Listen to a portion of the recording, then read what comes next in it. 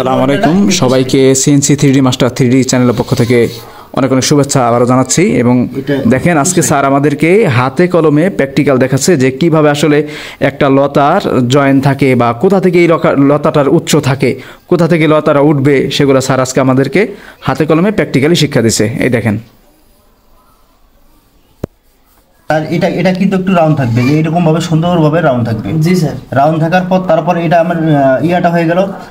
এটা কিন্তু আমি একটা দেখলাম, ঠিক আছে।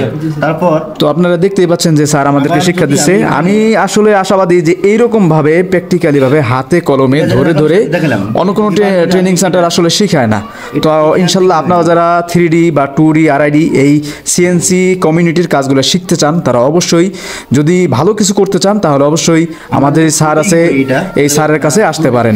ইনশাল্লাহ আশাবাদী এতটুকু যে আপনারা নিরাশ হবেন না। ইভেন আমিও এখানে একজন স্টুডেন্ট, সো আমার এখানে কোনো লাভ লসের কিছু নাই। তো আপনারা আশা করি আসতে পারেন, ইনশাল্লাহ আসলে নিরাশ হবেন না। ফুল রুটিনটা কি একেবারে এই গোড়া থেকে উঠবো না এখান থেকে উঠবো? এখান থেকে উঠবে, যেখান থেকে শুরু করবে মানে স্টেপ মানে পুরো ডাউনটাকে এখান থেকে পুরো ডাউন, এখান থেকে শেষ মাথা যেখানে দেখবে, যেখানে শেষ মাথা সেখানে গিয়ে পুরো ডাউনটা দিতে হবে। আচ্ছা, দিতে পারি, কিন্তু কাস্টমার বুঝতে হবে না। শর্টকাটের মধ্যে